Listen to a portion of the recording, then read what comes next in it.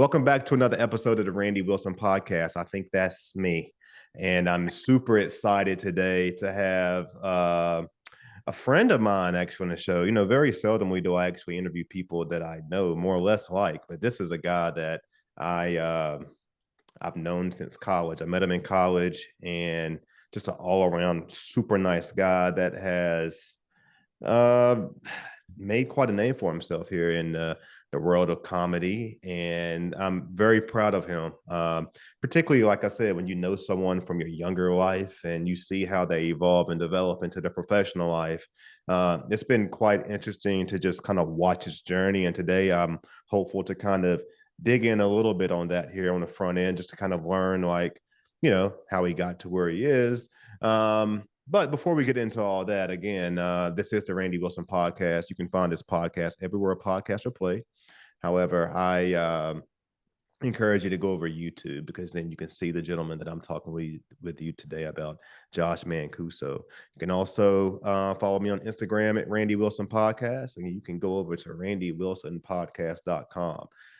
So I'll give you a little brief introduction into the story, into how I know this guy. Once upon a time, believe it or not, I went to college, and I went to a small college out in Southwest Virginia called Emory and Henry College. I don't really talk a whole lot about it. It's somewhere tucked away over there, off 81, off exit 29. It used to be a nice golf course right in the middle of a cow pasture, but it looks like now they've evolved a little bit and things are going quite well for that big amount of money that some of us alumni are now having to pay back there. But I met this guy named Josh Mancuso back then that was just, again, like I said, an all-around nice guy. Never had an idea or clue that he was going to grow up and to be the funny guy that he is. But I'll say this about Emory Henry. It's one of those places where I didn't know that I would end up making some of the greatest friends that I ever had in my life. And so Josh is not a guy that I talk to every day or anything like that. But he's one of those people where whenever I do talk to him, it's just like yesterday when we were walking on campus and crossing each other's paths. So Josh, thank you so much, man, for agreeing to come on to the show. I know you're a very busy guy, and it's an honor and to have you on here. Man, those are some nice words. Thank you, Randy. It's good to be with you. And I see that you've got the Emory Henry College degree behind you on the wall, Yep. and I love to see it. Mine is somewhere. I did graduate, despite what you might hear from others. I did make it. Randy and I both made it out of there with a degree. But man, it's good to be with you. Yeah, we've been friends now. I hate to let's, say, let's not let's just not even show our age, man. You look okay, we great. won't use we won't say how many years it's been. Just a few, just a few. Yeah, But yeah. yeah, you're right. Every time we get together and chat, it's always a good time. So excited to be here, man. What did you study at Emory? I studied mass communications was my major. So I got a few questions here. I kind of wrote them out because I want to be efficient today. I don't want to hold you too long. But I mean, I'll start with, like, when you went to college and you studied mass communications, what did you see yourself doing in your career? Was it this, or what was it? Because I don't know if I ever assumed that I'd be seeing you today like I do. I figured you'd be working, for the news station or radio or, Yeah. television network. What was your plan? I was behind the camera a lot, back in college. So I started doing these videos for the basketball team, like highlight videos. I'd come to the games, I'd have like one of those big cameras on my shoulder, and I would be videoing games and then making highlight tapes with some of the guys that played back then, Paul Russo and Justin Call and all these guys that were so good. And Coach Johnson even asked me to make some highlight tapes when I was a senior. So I really envisioned being behind the camera, but also kind of had this itching to act and to be in front of the camera. But it also kind of seemed silly at the time. I was like, what is that? What am I going to do? Um, I was always a good writer. I was a good writer in high school and college, so I knew that writing would be something that I was doing. But I did an internship at a news station and kind of thought that I would be a videographer going forward, and I did a little bit of that, after college. But I would not have thought that I would be doing what I'm doing now, being a comedian. Um, and doing some traveling and kind of being, solidified in the sports world either. I didn't really see that coming. You know, I don't know. What's the Bible say? Man makes his plans, but the Lord directs his steps. It's like, you can make your plans, but they don't always go the way that you think they're going to go. But I'm glad I ended up where I'm at. I love what I'm doing. No, I don't think a lot of people from Emory and Henry would think that I'm doing what I'm doing now. So it's Yeah, always a nice you know, surprise. part of my motivation in doing this interview also was to kind of take a step back in time. I mean, we share a lot of mutual friends that we do or do not talk to that often. I figure like, hey, from a marketing strategy, quite frankly, this might not be a bad way to kind of connect, and That's right. show some things here. Just real quick, give a little background on where you're from and where you're at right now. So I'm originally from Los Angeles, California. I was born in LA and my dad was from LA. His whole family's from LA. So got that West Coast thing going. But when I was 4 years old, I moved to Northeast Tennessee as my mom was from Northeast Tennessee. And so I ended up in the Tri Cities area, which is like Kingsport, Bristol, Johnson City, known as the Tri Cities, big metropolitan area there. No, small towns, small towns down there. And I still live in Johnson City now. I went to school here, high school here. When I got married, my wife and I moved to Atlanta for a while, but we ended up, we came back, and that's where we are now. I can't tell you for sure if we're going to be here this time next year or in 5 years, but we're here now in Johnson City, Tennessee. Just little known fact: you may know the song by Darius Rucker or Old Yeah, Crow Medicine Show, yeah, Wagon Wheel. yeah. Right? They mentioned Johnson City in there. That's our claim to fame that we're in the lyrics for Wagon Wheel. So, yeah, that's where I'm from, where I lived, and yeah, Northeast Tennessee it's a pretty place, much like Emory and Henry. You get all the seasons. It's fairly rural, but Johnson City has about 70,000 people in it, so it's got a little bit of a city feel with the downtown and things to do, restaurants and breweries and all that kind of stuff, parks and things. But you kind of get the small town element, obviously, with it being a fairly small town. I gotta, So like you've got so funny that I gotta almost like make an effort to take you serious because I thought you was joking from the beginning when you said you was from LA. I had no clue. you were already laughing. You're like, he's making jokes. Listen to him talk. He ain't from LA. Listen to that I had no accent. clue. I had no clue. Has Johnson City changed any over the past year since we were in school together? Yeah, you may have ventured to Johnson City a time or two Oh when you were in yeah, yeah, college. yeah, definitely did. I haven't, but I don't know if I've been back since. So I'm just curious, how's it evolved? It's evolved a lot. I would say it's a little bit more culturally diverse than it was back then. Hmm. The downtown area, like many small towns, is kind of growing, and like I said, you got the restaurants and the breweries and all that type of stuff Hmm. happening down there.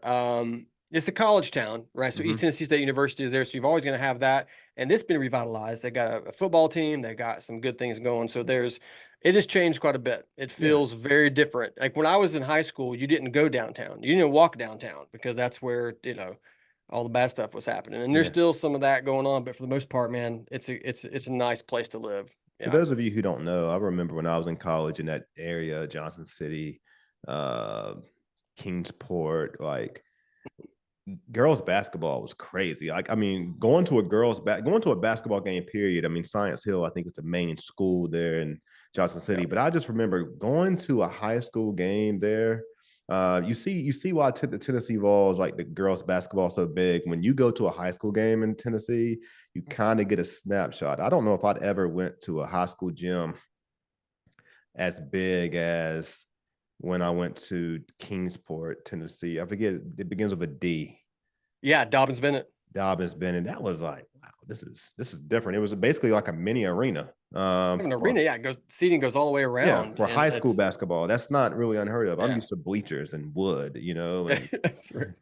but so I appreciate you giving us that little background. I'm gonna get right in here to some of these questions I got for you. All right, I'm ready.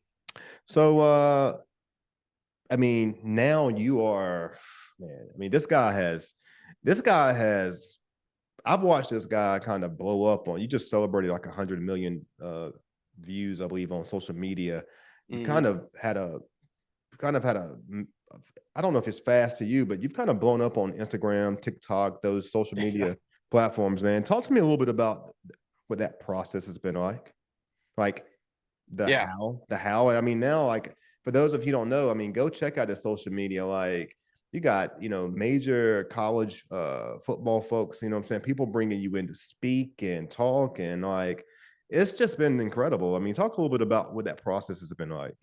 It's surreal. I gotta pinch myself sometimes thinking, who am I? What am I doing here? How did I get here?" But it did happen kind of fast. You're right. I mean, it was pretty quick. There is no overnight success. I don't think really. It's been years of grinding and doing things, and then everyone just sees the last 2 years, which has really been the explosion.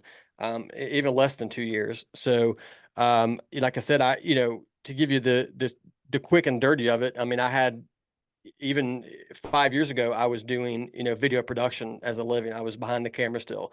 I had an agent. I was doing some acting on the side, and but my passion was still making films, making videos, doing those types of things. I loved creating, and my goal was to try to get in front of the camera. And so I started dabbling in some stand up comedy. Did those, a few nights doing that. Would make a couple funny videos here and there just to kind of see what people thought about it. But I was always kind of nervous to do it. Like I was scared to make a video and put it out there. I'm like, this is stupid. Like I look like Mm-hmm. an idiot. I still look like an idiot, but now I just don't care, I think. So that's the big difference. Mm-hmm. But to about a year and a half ago, I say about maybe April of 2022, I decided I'm going to go for this full time. This is all I want to do. I want to entertain. I want to perform. I want to be in front of the camera. I want to be on stages. I want to tell my story and tell stories instead of behind the camera, but in front of them. And so I started doing that. And I've been fortunate enough to be able to do it and make a living doing it. And I put out my first like real video that I would consider like, my first video as a full-time creator, like in April or May of 2022, and then my first football related video in August of 2022. And that was my first million view video. And it was an Auburn Tigers video. I started doing these videos that you've seen of how schools chose their mascots, right? I just, that one hit really hard, and I was like, "Ooh, people like that." And not that I just want to do whatever people like, but I just want to entertain and make videos and be funny and have a good time. And if people enjoy the sports stuff, I was like, hey, I love it. So I started doing more sports stuff, and it just kind of snowballed. It really did. It was exponential. I was getting, 1,000 new followers a day, for a long time, and just people just rolling in. And it was very timely because it was football season. I was kind of a new, fresh face in the football media world, I guess. And yeah, now here we are, a year and a half, 2 years later, and yeah, I just got through speaking to the Clemson football team, and doing things with the College Football Hall of Fame and things that I feel completely unqualified for. But it's been an absolute cool journey. I'll tell you When you that. go in and speak, are they looking for more comedic things, or are they interested in your story? Or is it both? Both. Mm-hmm. It's both. It depends. I mean, like Dabo Sweeney from Clemson, he calls me and he's like, actually, I met him at the Hall of Fame event in Las Vegas, and he ran into me and he was like, hey, I know who you are. You're the guy that does the back and forth to come me through your back. I was like, yeah, that's me, it's me. And so Mm-hmm. we started chatting. He was like, can I get your number? I'd love to have you come to Clemson sometime. I was like, yeah, of course. Like, that'd be great. So literally less than a week later, he calls me and he's like, hey, you want to come talk to the team? I was like, yeah. I was like, what do you want me to do? He's like, I just whatever, do your thing, be funny, talk, whatever. I was like, all right, I'll just do whatever. So I came and he was very trusting. I tell you that, very trusting of me Yeah. to come. And he gave a little intro because I had dinner with him and his wife the night before. Yeah. So I kind of gave him my story. So he gave me a little intro. And I did about 15, 20 minutes of mainly comedy. And then I ended with a little motivation at the end. But I Yeah. totally made fun of him. I made fun of their team. I made fun of other teams, and Mm-hmm. they loved it. It was a good time. So hopefully I'll be invited back. I I don't know if I'm off here or not, but I kind of feel like just going back to college, man, that there maybe I'm wrong, but I kind of because I have a hard time remembering, to be honest with you. Like I have To a me hard too, time man. remembering, and that was a while ago. It was. And We're not going to say how many years, but it was a yeah, while ago. it was a few years ago, but I kind of always feel like I remember you having like a spiritual there was something about you that was, and I don't know, maybe I just know that you were, or you was a part of a group, but like, I would imagine that have you seen that kind of contribute to your success? Yeah, I mean, 100%. And you're not wrong in that. I definitely had a little bit of a spiritual revolution while I was in college, but it really happened like right afterwards. And Mm-hmm. I mean, I even worked in the church for a while. I worked in youth ministry. I worked in like a student camp, Mm-hmm. summer camp ministry, doing marketing, doing some speaking, doing a lot of that kind of stuff. And I so think I it's even on I you, man. It's on you. thank you. I appreciate. I guess that's a good thing. I don't know, but Yeah. thanks. Yeah. I like that. I do. Yeah. It's definitely a Yeah. big part of me. Yeah. Yeah. I don't think it's any surprise that you're successful. Have it, can you give me an example of a have you ever had an experience of where you did something comedic and you was harshly criticized? Just curious, has that ever happened? You ever had a bad experience? Like you said something that you probably shouldn't have said, or I don't know, today you can almost not you can almost be criticized for telling a joke, you know? Yeah, I can be criticized for anything, Yeah. I'm way more careful now than I used to be when I had a little bit more of a cavalier attitude. Like I'm just going to say whatever. Like comedy is Yeah. wide open, and I do believe comedy should be Yeah. pretty wide open, because they are just jokes, you know. But I did do. I don't know if I've ever told the story, so this is breaking news here on the Randy Wilson podcast. Breaking news. That's right. You need to put some music in there, like Yep. right when that happens. Yep. But I did. So I am pretty unashamedly pro-life when it comes to the abortion issue. So I Mhm. did I did a comedy video about abortion. Now imagine that. Um, Oof. that's hard to do. Yeah. I did it, I thought, pretty well, and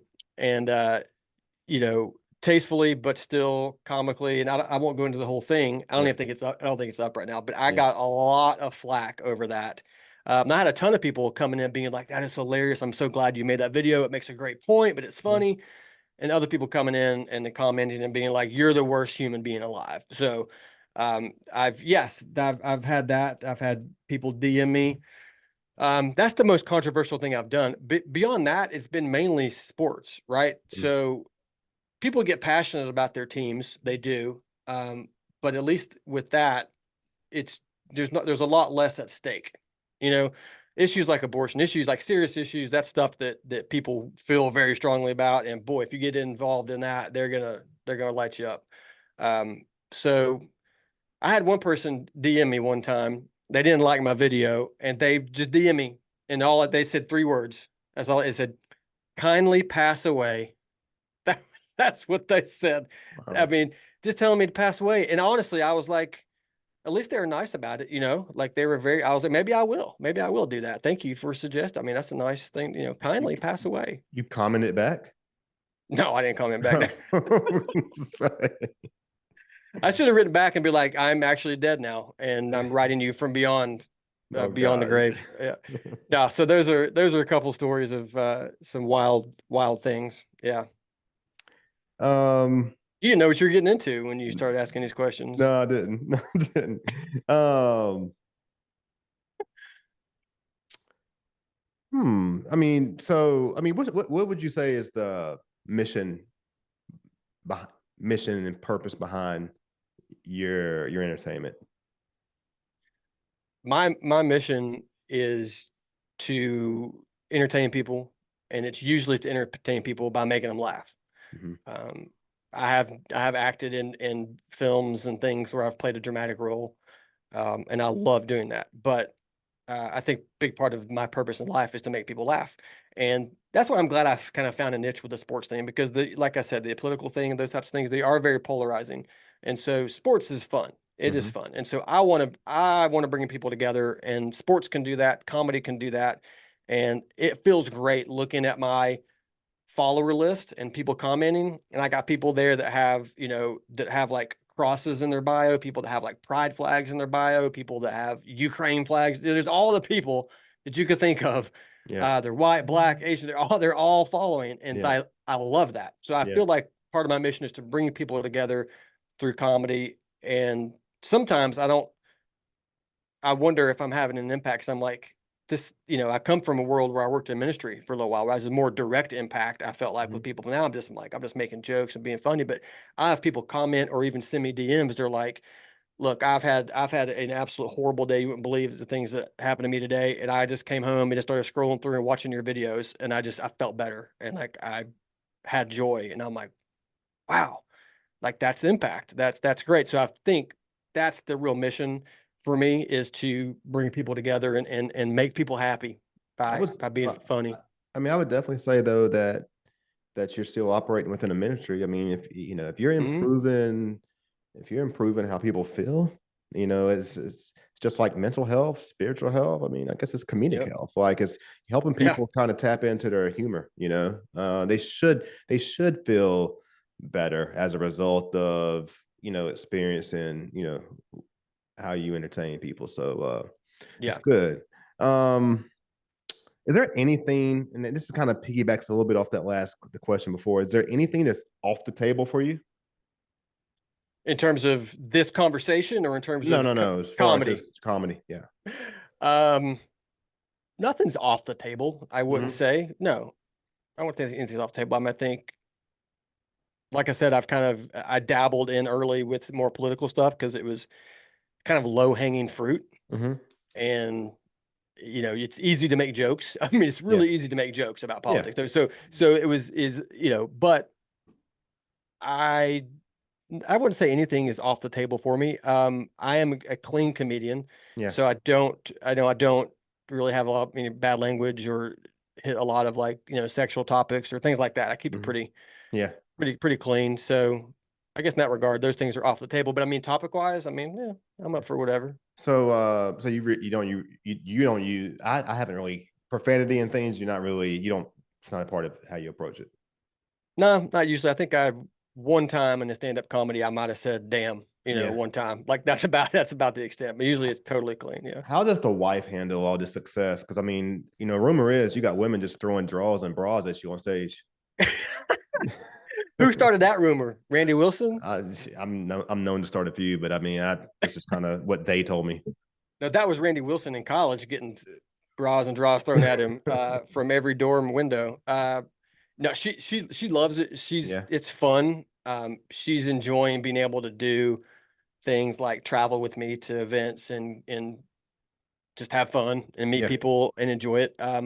Also, because things have taken off, she was been working as a nurse at the hmm, VA and 12-hour shifts. Really awesome and so amazing that she did that. And but she walked away from that so she could we got 3 daughters, so she's able to stay home with the girls and like take good care of them and manage her house and then help me with some stuff. And so she's been super supportive, man. Honestly, that's cliche, like I couldn't do it without her, but I really couldn't. I mean, she's definitely a rock. And um we have a meeting every day, the two of us, and we talk about things, talk about life, about career, about whatever, that's and great, then man. we go on. That sounds Yeah. great. I mean, which kind of gets into my next question a little bit. You kind of already answered it. I mean, a little nosy. We are a little nosy over here. Okay. I Okay. mean, if she's been able to walk away from her job, I think you walked away from your job. So I'm assuming that money is good.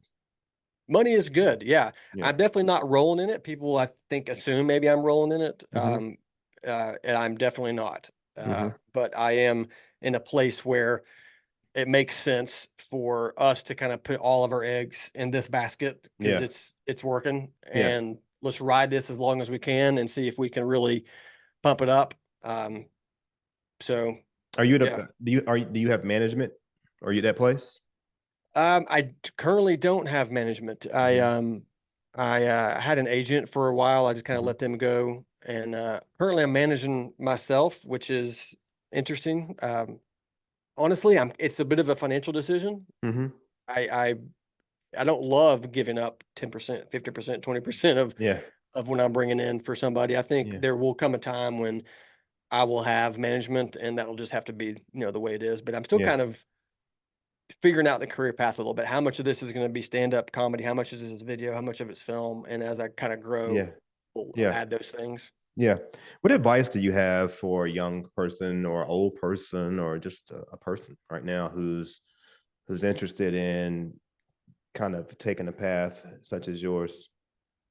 Well, it's cliche to say don't quit, but I think that one of the things that I've learned in this particular industry of entertainment is that you will be successful if you just don't quit.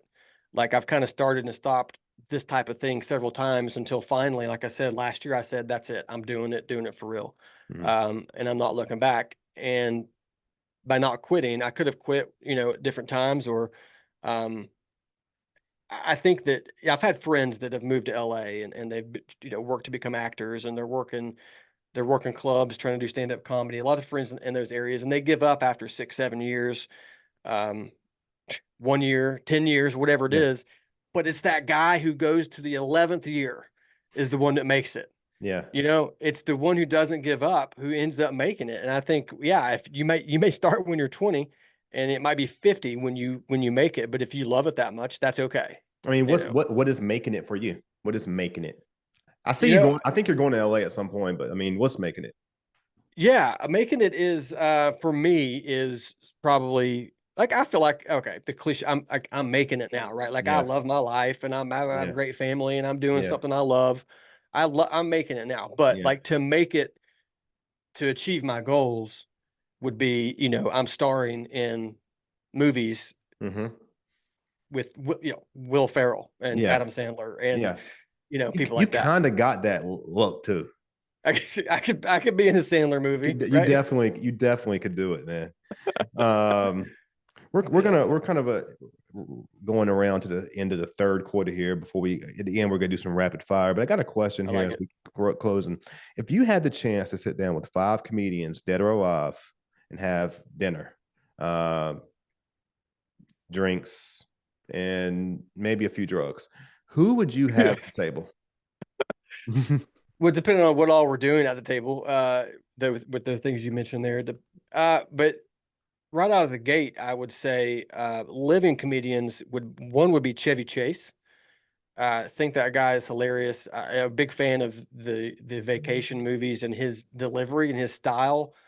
Uh, I would say Chevy Chase. Uh, I would say there's an old guy, Red Skelton. If you remember him, I mean, did black and white videos of Red Skelton. He was kind of an original comedian back then. So like him and Bob Hope would be two deceased comedians that are kind of classics from back in the day. Mhm, But then living, yeah, I would say maybe Adam Sandler as mhm. well, Yeah, and maybe honestly, maybe Kevin Hart. yeah. I performed at a venue in Atlanta Comedy Theater Underground, and Kevin Hart had just performed the night before, and I was like, what? Yeah. Now he had a sold out audience. I was about half full, right? Yeah. So there's a Yeah. big difference. But the stories I've heard about him, like literally going to clubs in Atlanta and other places, like with a notepad and pen, like working the clubs, like and trying out new jokes. This guy's as famous as they get. Like he's made it, Yeah. if anybody's made it, and he's still like grinding because he loves it. So Yeah. I'd love to sit down with him and talk about that as well. So those probably be my five off the cuff.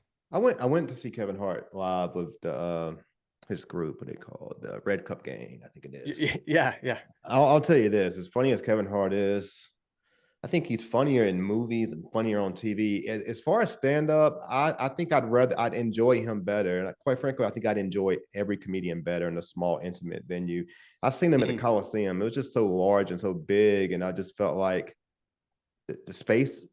Basically, I learned something from that experience. I'm a big stand up. I love stand up comedy, yeah, and I that experience going to see one of the funniest people in the world. It just showed me like this would be better in a space of 1,000 than a space of yeah. 20. Yeah, you know. Well, in some people's comedy, it lends itself to that. You know, Nate Bargatze, he's blown up. His comedy lends itself to large arenas because of the style that he delivers in. But Kevin Hart I think he probably relies more on an audience, to be Mm-hmm. kind of close to him. And I like an audience being close to me so I can talk to him and it can be more intimate. I'm Yeah. with you on that. But yeah. I mean, movies, I prefer a movie over stand-up comedy. And people are always like, have you seen this guy's stand-up comedy special? I'm like, no, I don't even watch stand-up comedy. Like, Well, so I just well, like, I'm hoping that we could see you in Richmond or Virginia Beach or Northern Virginia at some point. If so, I'm going to be there.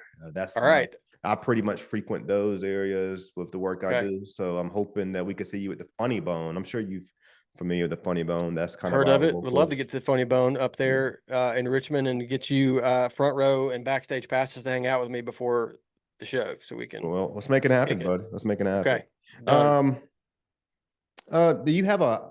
I'm gonna get into rapid fire here, but do you have like a moment that you would consider the highest high in comedy and the lowest low? Well, I can quickly identify the lowest low. Hmm. It's when you tell a joke and it doesn't land Yeah. and everybody just stares at you. Um, I don't feel like I've ever done that to the point where I freaked out, but I got lost in a joke a couple times. When I was telling a joke, I really forgot what the joke was, and I ended up just kind of talking, and I was just like, I don't know where I was going with that. Like, I'm just Hmm. gonna stop, that, and Hmm. everybody's kind of like, okay, uh, professional comedian here, right? Hmm. So I think that's the lowest is when you kind of bomb on a joke. Yeah. Definitely the high for me is when you tell a joke that you don't even think is that funny and people crack up. Yeah. Um, To because me, like I've got that's that I find you funny in that way. Like I find you yeah. funny and not even knowing if I've even got to the piece yet that you're trying to be funny about.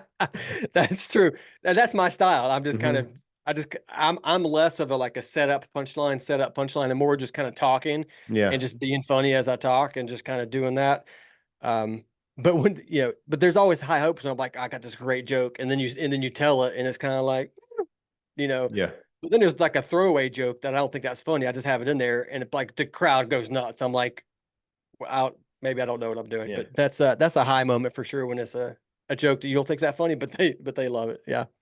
All right, we're gonna go into a rapid fire. I don't expect you to think too much, Whew. preferably not. Okay. I don't think much at all anyway, so this is perfect for me. All right. So have you been starstruck? Yes. Who was it? Oh, in person? Yeah. Uh OJ Simpson.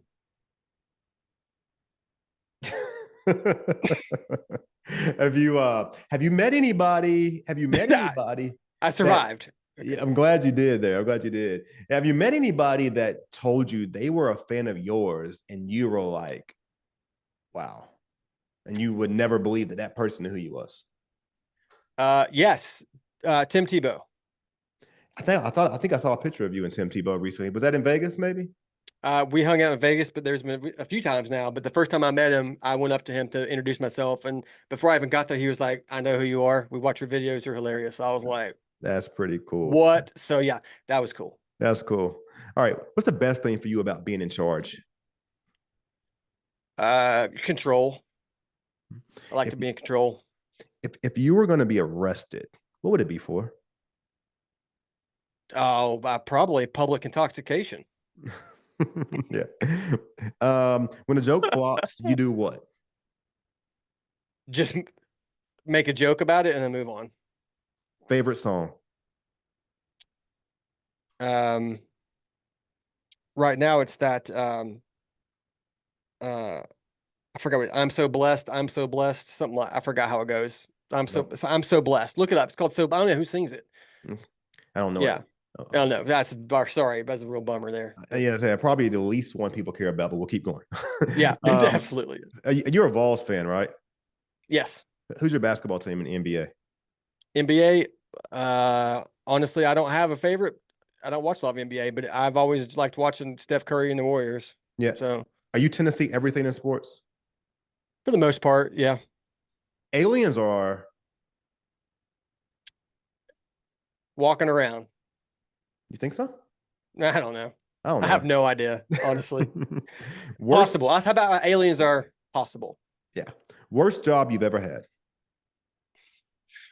Worst job I ever had was my first job, which was slinging ice out of the back of a truck into ice machines at gas stations and grocery stores. Yeah, that would suck. That would suck. Yeah.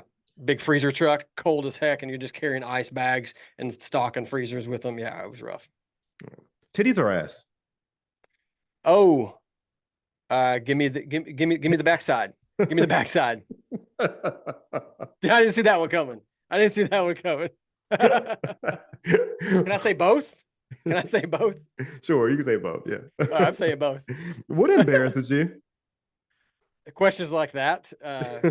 What embarrasses me? Feeling dumb, I think, like feeling dumb when people are around me are talking about things and I'm just kind of like, yeah, I don't have any idea what they're talking about. Like stocks and stuff. I'm like, I don't understand, but okay. Yeah, I'm with you on that one. Yeah. All right, two part childhood celebrity crush. We understand that you're married, but if there's someone in Hollywood that is like, oh my god, and your wife knows I love her, who would it be? Yeah. There's a couple. Or him? Yeah. No hymns, but there's a couple girls, Emma Stone, Mhm. and Amanda Seyfried. I don't know either one of those folks, so Yeah. I'm not. Rachel McAdams. Yeah. I'm going to stop there because she might watch this, but that's, yeah, those three are my, yeah, there's the hall passes. Okay. Most used phone app. Probably messages, text messages. Mhm. I'd say that or Instagram. You know what's interesting when I was preparing for this interview, particularly looking at comedians. Yeah. Comedians often use their flashlight. Like I'm just surprised. Really? Yeah, like the flat. Why? But interesting. I do Chicken use or fish? flashlight. Yeah. Chicken or fish? Uh, Chicken. Okay. All right, man. Last question, man. It's gonna probably be the easiest question here, man. But if there was someone that you felt like that I should interview, who would it be? Hmm. Like you say, hey, you know what, Randy? I think this would be a good person for you to have on your show because they just are provide a good conversation. Yeah, I know a guy. His name is Burke Floyd. Burke It's Floyd. Burke, Bourke. And what does he do? Burke Floyd. He's an actor. He lives in Hollywood, and he was on the show Dawson's Creek. He had a small role on Dawson's Creek back in the day. Yeah. Now he just kind of does a lot of random roles, some Hallmark movies, commercials, some stuff here Mm, and there. Incredible guy. He's got like 1 million followers on Instagram. He actually went to South Carolina football scholarship. A lot of good stories cool. from that guy. Yeah. Mr. Mancuso, it has been a pleasure to talk with you, man, for the past 40 minutes, man. I hope this has been enjoyable for you as well. I hope that it reaches some of the Emory folks that I'm hopeful that will get the chance to say, hey, it's a great way to catch up and listen about the great things that Josh Mancuso is doing. So thank you for coming on the Randy Wilson podcast. I appreciate it. Thanks for having me, brother. It's good seeing you. You too, man. Anything, please share with folks where they can find you and, learn more about you. Yeah, yeah. Of course, my website, joshmancuso.com, and then social media, just the handles are just at Josh Mancuso for Instagram. And I think TikTok is the Josh Mancuso. But yeah, find me there. Hit me up.